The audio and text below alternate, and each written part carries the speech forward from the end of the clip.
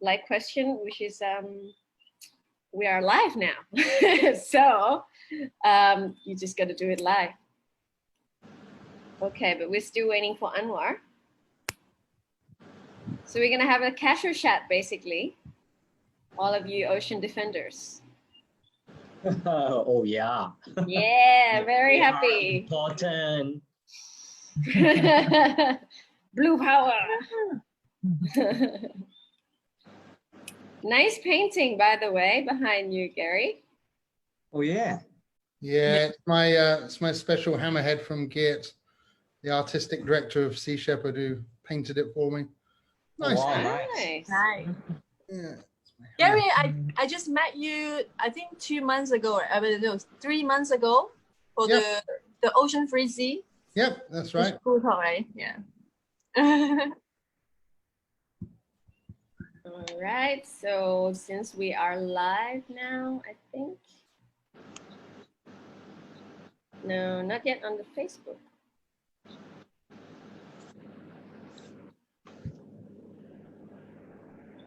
We still waiting for Anuar, team? Yeah.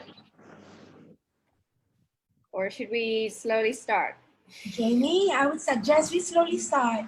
Yes, okay, I agree as well.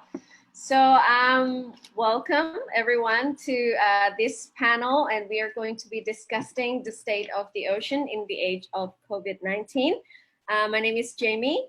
I am the project leader of Manta Trust in Thailand and also Miss Scuba International 2012. Today I've been having another role as the MC for the first ever online dive expo with ADEX Pixel Virtual Expo. It's been interesting as for everyone, including the team as well. So please, we apologize for any interruption or any hiccups, but we're trying to get everyone to engage, and seeing everyone's faces today has been really lovely and brightened up my day a lot. And I hope it does the same to you. Okay, so today basically I'm joined by many of the heroes, my heroes, and a lot of people's heroes, I'm sure, the ocean defenders, and we'll be discussing the effect of this pandemic that it has been having on the ocean. And of course, at the end, we'll come to a conclusion on what measure can we do during and even after this pandemic that will be, best benefit for the ocean and the environment. So for a lot of people, they might not even thought about the nature world before this. And since this pandemic brought to us, a lot of people has turned towards the nature. On the contrary of our life as a human, that we kind of basically has been on a standstill. You might have been seeing on social media or on the news that nature world is actually got a restart. It's been coming back to life even more and thriving and recovering a lot faster than when they have a lot of human impact on them, because basically we are now on hold and the lockdown in many places, less traveling, social distancing, so we cannot really get together. This is why each of us here from around the world has to do this webinar, not the usual getting together in Singapore and a lot of traveling as we do. So it opens up a lot of new ideas as well in the future, as I might say. So joining me today, we have the panelists. I would like to introduce them to you. First of all, we have Gary Stokes, the founder of Ocean Asia. Welcome, Gary. Hi, Jamie. Hi, everybody. Hello again. And next we have Louise Hardman, the founder and CEO of Plastic Collective. Hello, welcome, everybody. Louise. Thank you. Next we have Mithali Kakar, ADEX India Ocean Ambassador and the founder of Reef Watch Conservation from India. Hi. Yes, and the beautiful lady that, we've seen her a lot during ADEX, Hidy Yu, our ADEX Ambassador for Marine Conservation. Hi, everyone. And in a minute, will be joining us as well is Anuar Abdullah, the ADEX Ambassador for Coral Reef and founder of Ocean Quest.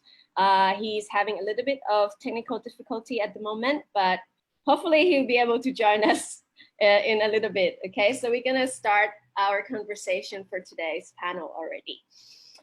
First question. Oh, first thing first, of course, we kind of know each other, but for those of you watching at home, you might be wondering what these guys are doing and how come we selected them to join this panel. So I'll start with you, Gary. If all of you could give a brief introduction of who you are and what you do, and so people can get to know you a little bit better, please. Okay, well, thanks, Jamie. My name is Gary Stokes, and I'm the founder of Oceans Asia. We're a marine conservation organization based here in Hong Kong, but we look after the Southeast region, dealing in everything from illegal fishing to plastic pollution to chasing porpoises, as I've been doing today. All right, thank you. Next up, Louise. Oh, hi. I'm the founder and CEO of Plastic Collective, a social enterprise in Australia where we create waste plastic solutions for remote and island communities. We've been delivering programs in Bali, Borneo, and in Australia. And it all started from when I first saw a marine turtle ingest a lot of plastics and died from it. With my background in zoology, that was sort of my kickstart to trying to find solutions for plastics going into the ocean. All right, and next up we have Mithali. Hi, I'm Mithali Kakar, Director of Reef Watch Marine Conservation. Basically, we are an NGO based out of Mumbai, but a lot of our work is from our biostation in the Andaman and Nicobar Islands. We do marine conservation education programs for school kids and university students. And we also work with the local islanders on plastic pollution and also on livelihood issues, plus with the school kids of the local area in the end. Interesting. So next, Hidy. Hi, I'm Heidi from Hong Kong. I'm a diving instructor, also a founder of Bring Ocean, and I've been diving for 13 years. And I see a lot of changes of the ocean problem, like the underwater situation is so bad now. So I back to Hong Kong and organize a lot of underwater cleanup with different organizations now. So, but nowadays we need to stop a little bit, but I'm lucky that we can still connect together in here and then we talk about this problem. Thank you. All right, thank you, Heidi. And last but not least, I think we got Anuar joining us, although without the camera. Are you with us, Anuar? Yeah. Yay! Yeah, I am. Hey, how are you? Hey, Anuar. Welcome. So just a quick introduction of yourself and what you do for those viewing at home, please, Anuar. Yeah. I'm Anuar Abdullah. I'm a founder of Ocean Quest Global. And the reason I have to get off the camera right now is because I'm in Magui Archipelago and my connection is barely hanging on the string. I hope I can continue. Yeah. Anyway, it's a good topic, and I'll give it back to you then. Yes. Very, very glad to have you with us. I know you are in Myanmar and its connection is quite limited. Even though without your face, we love hearing your voice. I think it's better without the face, Anwar. I have sweet voice. All right. So let's start with the first question. I think a lot of us viewing and all of us here, we are ocean people, right? So just a simple way of easing into this panel on what does the ocean mean to you guys? Because, you know, we would like to know, I think. So would you like to start, Gary? What does the ocean mean to you? I think give it to the ladies first. Okay, I'll give you a few minutes. Who would like to go first? Heidi? Oh, me? I think ocean is no boundary, and we all in one ocean and one world. So I think like people all together, like we need to love the ocean. We need to protect it together. So we have one language together. Like all the divers down there, we just use the hands eye. So actually, we need to connect the whole world together to do it together. Thank you. So what about you, Mithali? What does the ocean mean to you? I grew up in mountains and actually started scuba diving in 89. And that was my first time in the ocean. So for me, I think it's about the source of life. I think all the oceans are connected. So as Hidy said, we are all one. I think as scuba divers and instructors and ocean lovers, for us, it is like I said, it's the source of all life as we know it. Perfect. Louise? Yeah, so well, to me, the ocean is like the planet's multi-chambered heart. I see the rivers as the arteries, and I see the water as like the blue blood. And it's actually quite, it seems like a bit like an octopus, really. Blue blood, multi-chambered heart, and lots of, you know, arteries going out. Yeah, absolutely. It's sort of, without it, the planet wouldn't exist, you know. It's our heart, definitely. Yeah, that's why we're the blue planet, right? Yeah, exactly. All right, Gary? Yeah, well, what's the ocean? Without repeating everybody, it is our life supply system. It's our life support, and without it, we will die. So, you know, having two young kids, in a selfish sort of way, I'm doing it really for them and future generations, really, to, you know, try and give them something to build their future on. Perfect. And Anwar? Hey. What does the ocean mean to you, sir? Yeah, the ocean means a lot. And basically, look at our lives. Our lives depends on it, you know? Definitely. Yeah, and you can see without the ocean, there's no means of effective transportation for the shipping and food source. And of course, regulating the climate and seasons and everything, it depends on that body of water. So so if we don't treat it right, then we are actually affecting ourselves in a long run. Yes. So basically the reason I'm asking what does the ocean means to you, because you are such an inspiration to many people, and it would be nice to hear on your thought as well, as it could inspire a lot of people to think differently on the way that you're viewing the ocean. Some people just see it as, you know, playground, a large body of water, quite salty, something like that. So it offers a new perspective on the ocean to other people as well. And of course, as we all living it during this COVID-19 pandemic, we are on the standstill mode, right? We can't really commute anymore the way we used to. We have to stay at home, basically. Everything has become more difficult for us to live.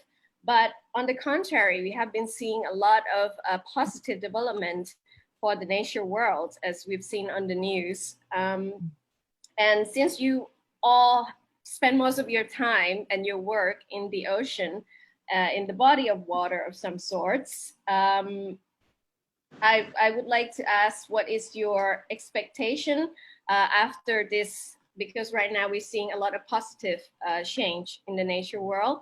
After this pandemic, what do you think? What is your expectation on the human and environment behavior relation? Anyone can start. Do you want me to go first? Yeah, Gentlemen. yeah, go ahead, Gary. Anwar, off you go. Okay. Okay.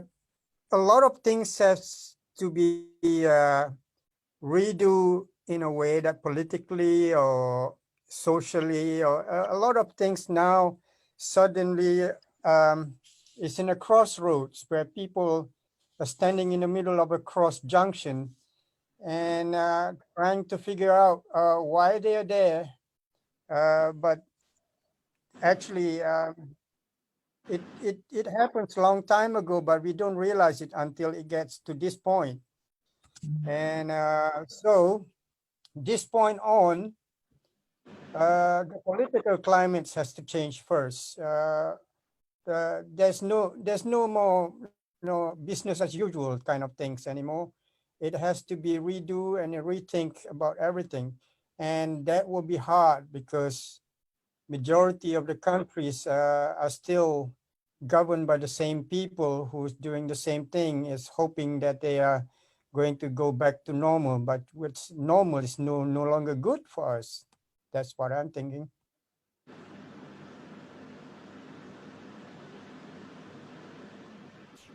Okay, do you want me to? Yes, Gary, sorry, I muted myself. That's all right, you shouldn't mute yourself. I think what we're going to see, I mean, we're seeing there's the positive side, obviously, that we keep seeing all these stories of wildlife, sort of coming back into, the cities and things like that. There's a lot of positivity. I mean, when we look at all the climate change talks, and whenever, Greta and the rest of the sort of climate change movement have suggested that we can change things, and everybody's sort of, all the naysayers have said, no, we're too far gone, it's impossible. I think on the positive side, we've already seen what can happen in just 3 months. So on the positive, it has been very positive. Obviously, there's some, obviously the human fatalities isn't quite so positive. On the negative side, I mean, as I've been sort of documenting, is all the masks and all the things that I'm now finding in the environment. We do a project out in the Soko Islands, and it's a remote set of islands in Hong Kong. Nobody lives there. It's miles away. And, it's covered with masks. We've got loads of masks on it. And that was within just 6 weeks, just 6 weeks of the population starting to use it. Yeah. Suddenly we had all these masks washing up. And that to me was, quite interesting to see how fast the cause and effect has been. And, these masks aren't biodegradable. They do have plastic in them and everything else. So, but it's no better or worse than any other marine debris. But I think it's also being, I've been using it to draw attention to the rest of the marine debris. All right.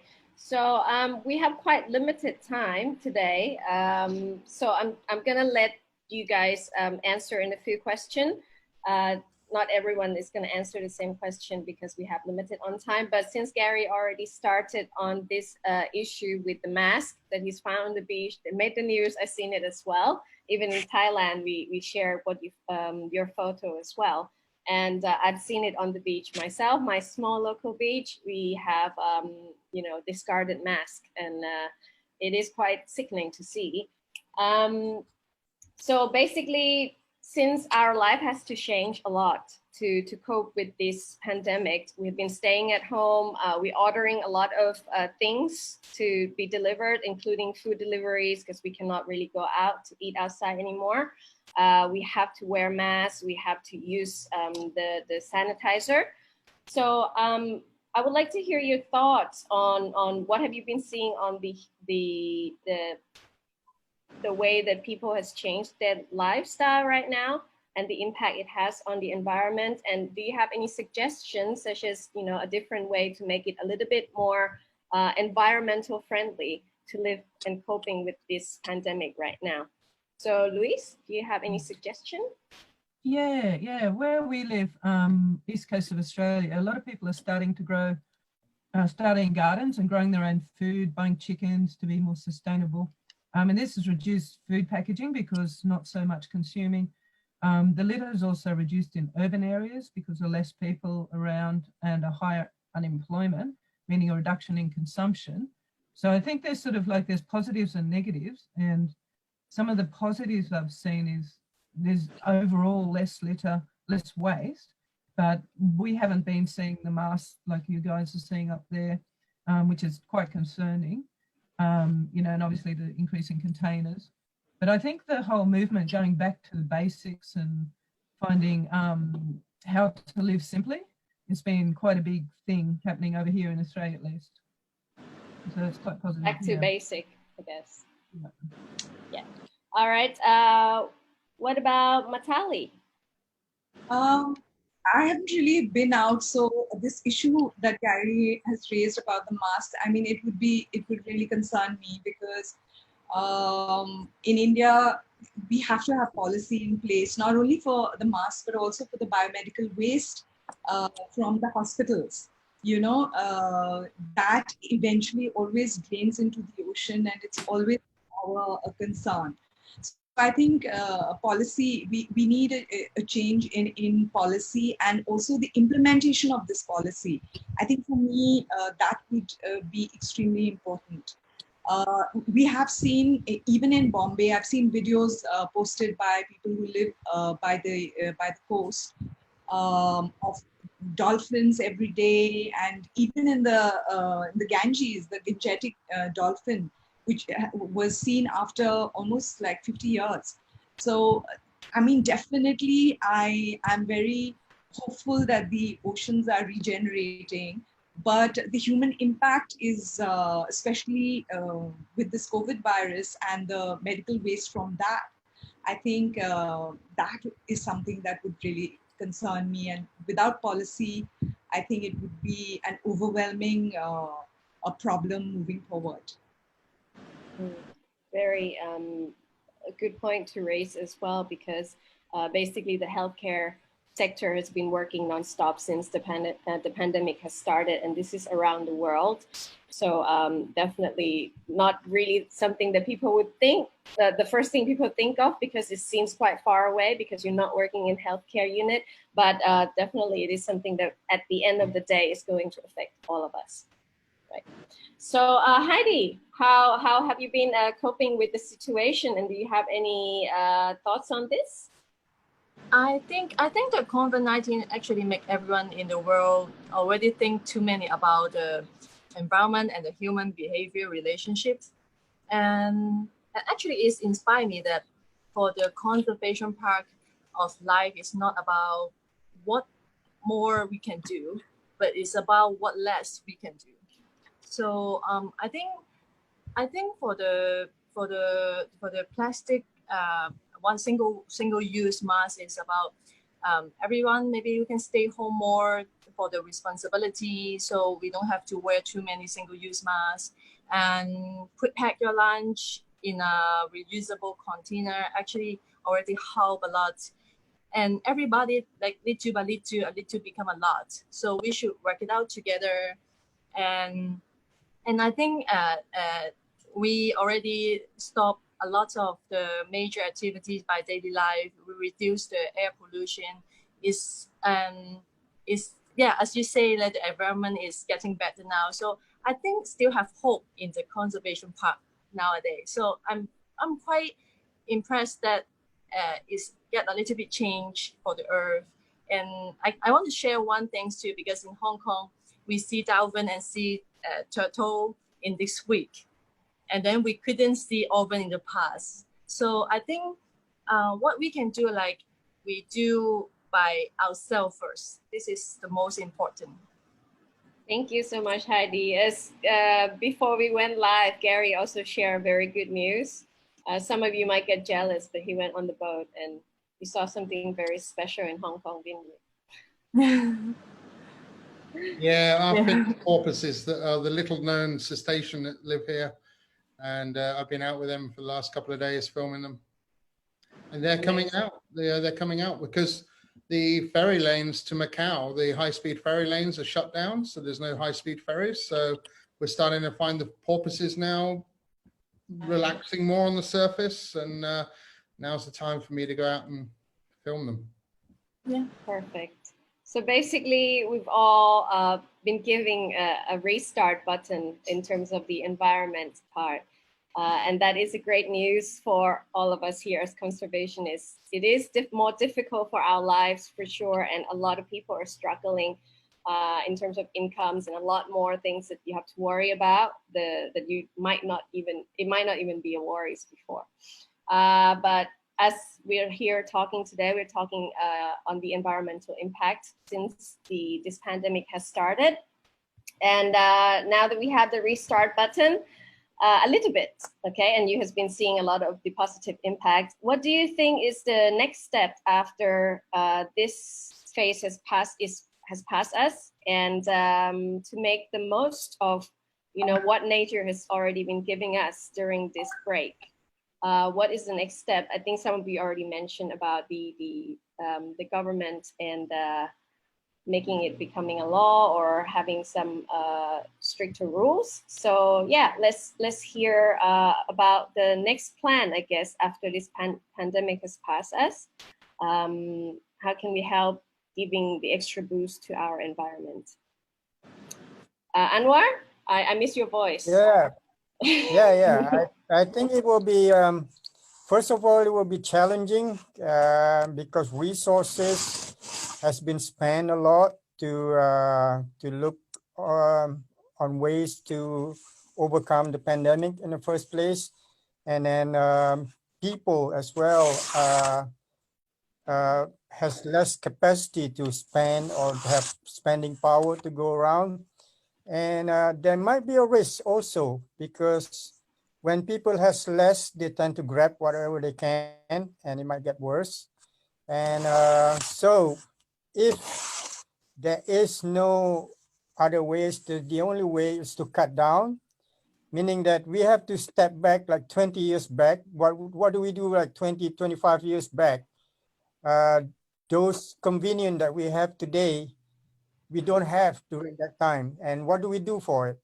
We have to go back in time and try to say, hey, my mom wrapped my rice in banana leaf. Okay, or we do something else those days before plastic or before all this convenience. With limited resources. Yeah, stepping back is one of the ways. It's not like stepping forward right now. We have to step back and restart again. That's what I'm thinking. Yes, slowing down a little bit. I have a question, Joe, to the panel. Yes, Nora? When you talk about restarting, for the policymakers and also for what do you call this, the organization basis, it is a possibility. Like for example, we are stuck at home and then we can't really go anywhere. So that's why the nature and the environment is healing. But once COVID-19 is done, I think the main concern for me, it will be on how the general public and humanity will behave. Because, for example, divers, right? They're so like, I mean, we are all yearning to go into the ocean, but I mean, education-wise on how we should educate them to restart in terms of their mentality and how they behave should be something that we could look into maybe. I don't know. What are your thoughts when you think about the resetting mode? Okay. Resetting the mindset. I have an idea. I've been diving a lot and basically around the region. And I think it's time that all dive shops take away all the single-use plastic, like drinking bottles and stuff like that. You know, they don't go and get bottled water. Instead, they have dispenser on their boat and have cups to clean. But then now with the pandemic, it's an issue again. But if we want to get rid of pollution in one way and then also protect ourselves in another way, and it will be difficult because people will question, what if I don't use single-use plastic bottles and I drink from a cup, from a dispenser on a diving boat? Will I get COVID-19? then the answer can be yes and no. But on the other hand, we also want to control pollution. So that's the complexity that you are looking at the moment. So it's very, very complex indeed. It's another concerns that that would be coming in after all of the pandemic settle down a little bit and we regain a little bit more of the freedom. Definitely something to think about, right? So yes, no, go ahead, please. No, I think people would, at least what we would lead with in our education programs is really suggest and advise people to carry their own water bottles. I mean, that is a minimum that they can do. So there's no question of anything dispensable, anything. That's what we inculcate in all our education programs anyway. I think now would be a good time, even with the divers, to absolutely insist on it. I think changing human behavior, especially now that people have had these 1.5 months or 2 months to be at home and really introspect and examine, what they can do better. I'm not saying everyone would the same way, but definitely we as ocean lovers at least lead that movement. Yeah, Thank you so much, Mithali. Yes, Louise. Yeah, I was just going to say that, like, from what I've seen, the world has experienced probably the most powerful wake-up call, and nobody really knew how bad the air, the water, the land pollution had become until we all just stopped. And now there's sort of no way that people can go back to the old way. So I don't see it as a restart. I see it as a reinvention. That, I see pollution, climate change, bushfires we had over here, and the pandemics, it's all resulting from the same thing. It's an imbalance in our planet, which needs realignment. So I've heard they've been talking about planetary health, which was first discussed in 2015, defined as the health of human civilization and the state of natural systems on which it depends. So now I think we're really stepping up from sustainability into thrivability and planetary health. And it's a perfect time to bring all those dialogues together and everyone can be on the same page for one purpose, just to heal the earth, basically, heal the oceans, heal the air, clean the air, prevent pollution. So I think it's quite a powerful time for us all to be sort of, watching what's going on, because the world is just suddenly triggered to it. Thank you, Louise. Yeah, I just quickly add, I would say that now is the time that we all need to be out there and just literally grasp it. As soon as you are allowed out, get out there and highlight all the positive things you've seen. These are what governments will listen to when it comes to policy change. If we can go out there and actually just document it, say, look, this is what happened in just 3 months or 4 months. This is what's happened. This is why we need these new policies in place. The changes that we've been requesting and pushing for, this is exactly why. And I think now is the time to sort of literally just grasp that and really, I would say ram it down their throats, but in a nicer way, just highlight the problems. I mean, and get the public on side now. That everybody's alert, everybody's awake to it. All right. Thank you, Gary. And Hidy. Yeah, I think the world is going to IT ways for everything. This time, we cannot fly to Singapore, but at the same time we can connect each other in here. But everything has good and bad. And then aircraft stop flying. Actually, we reduce the air pollution problem. So what we can do, I think we need to stay a positive way. We find an alternative way to live nowadays, so we can overcome together in one world. And I think in the future, this is a kind of living style, where we can learn in the internet, we can connect each other, we can learn each other, like in the Zoom, we can share information as well. So I think it's not a problem. That the basic things is we all can stay positive and stay healthy is the most important now. Thank you so much, Heidi, and thank you so much to all my panelists for this discussion. We would like to go a lot longer, believe me, because this is such an interesting topic, and I think we're in this together, and different point of view can only help making it stronger and making it become reality a lot easier, as long as if we, you know, have an open mind and listen to one another and work towards the same goal, or even a different goal, but towards the same way. So thank you guys so much. This is only the first day. I hope that we have more time to invite you guys back to join our panels again at the ADEX Pixel. So this is only the appetizer. Thank you so much for your time, and I hope you guys enjoy it watching at home. We still have more panel coming up. The next one would be the Unfold Folktales of Mermaiding. Again, if you are on Zoom, the link to join and register for that panel. If you like mermaiding, or if you're curious what it is, then I would advise you to check out on our chat box and go to that webinar, which is going to start in just a few minutes. And for our panel here, thank you again to all my panelists. So good to see you. Please stay healthy and keep doing what you're doing. You're an inspiration to all. Thank you so much. Yeah, Jamie. Thank you. See you guys. Thank you. Bye-bye. Bye. Thank you all. Bye-bye. Bye, Mithali. Bye, Louise. Yeah, bye, Nora. Thank you. Bye, Anuar. Bye, Gary. See you.